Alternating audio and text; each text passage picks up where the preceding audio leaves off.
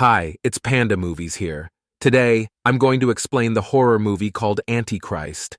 Warning, there are spoilers ahead. Enjoy the video. While their young son Nick climbs up to the bedroom window and falls to his death, an anonymous couple enjoys sex in their Seattle apartment. At the burial, the mother falls and spends the following month in the hospital, afflicted by abnormal grief. The father, a therapist, is doubtful of the mental treatment his wife is receiving and decides to treat her with psychotherapy on his own. He decides to try exposure treatment when she discloses that nature is her second greatest fear. They hike to Eden, a secluded cottage in the woods where she spent the previous summer with Nick while writing a thesis denouncing gynocide. During the hike, he encounters a doe that shows no fear of him and has a stillborn fawn hanging halfway out of her. The woman becomes increasingly grief-stricken and frenzied during psychotherapy sessions, frequently demanding forceful sex. The man finds the woman's thesis research, which include graphic depictions of witch hunts, and a scrapbook in which her writing gets increasingly frenetic and illegible in the gloomy attic. She admits that she began to feel that all women are essentially bad while writing. They have violent intercourse at the base of an eerie dead tree, where bodies are entangled inside the exposed roots, after the man reprimands her for this. He suspects that Satan is her greatest hidden fear. The man realizes that she had been systematically putting Nick's shoes on the incorrect feet, resulting in a foot deformity, after examining Nick's autopsy and photos she took of him while they were at Eden.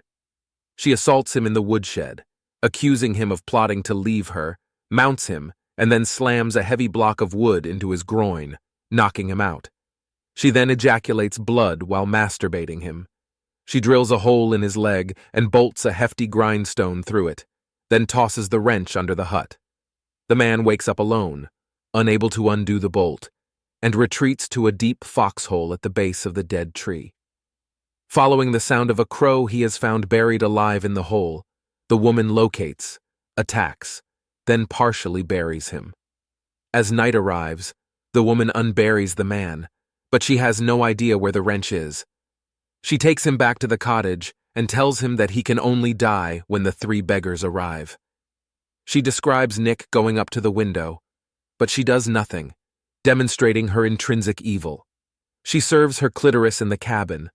The three beggars, composed of the deer, symbol of grief, the crow, symbol of despair, and the fox, symbol of agony, pay them a visit. A hailstorm breaks out. It had previously been shown that women convicted of witchcraft possessed the ability to conjure hailstorms. When he finds the wrench under the cabin's floorboards, she attacks him with scissors, but he manages to unbolt the grindstone. Finally free, he viciously kills her, then burns her on a funeral pyre. The three beggars, now transparent and luminous, watch as the guy limps out the cabin, munching wild berries. As he reaches the top of a hill, he stands in astonishment as hundreds of women dressed in antique clothing approach him, their features distorted.